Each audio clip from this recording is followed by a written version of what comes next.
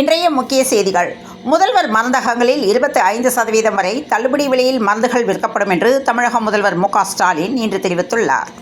மிக குறைந்த விலையில் மருந்துகளை விற்பனை செய்யும் முதல்வர் மருந்தகம் திட்டம் தமிழகம் முழுவதும் முதல்வர் மு க ஸ்டாலின் இன்று தொடங்கி வைத்தார்.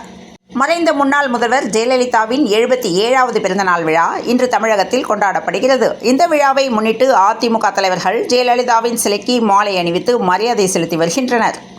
சென்னை போயஸ் கார்டனில் உள்ள ஜெயலலிதாவின் இல்லத்திற்கு சென்ற நடிகர் ரஜினிகாந்த் ஜெயலலிதாவின் புகைப்படத்திற்கு மலர் தூவி மரியாதை செலுத்தினார். ஜெயலலிதாவின் அண்ணன் மகள் தீபா, அதிமுக முன்னாள் நிர்வாகி புகழேந்தி உடனிருந்தனர். முன்னதாக வேதா இல்லத்திற்கு வந்த நடிகர் ரஜினிகாந்தை தீபா சால்வை அணிவித்து வரவேற்றார்.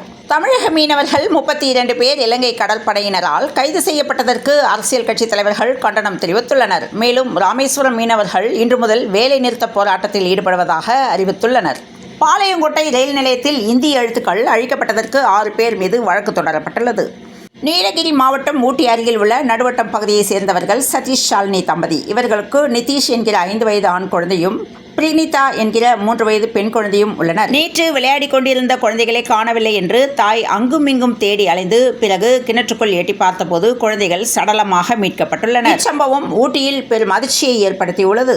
பாகிஸ்தானுக்கு எதிரான ஆட்டத்தில் வெற்றி பெற்ற இந்திய அணிக்கு முதல்வர் ஸ்டாலின் வாழ்த்து தெரிவித்துள்ளார்.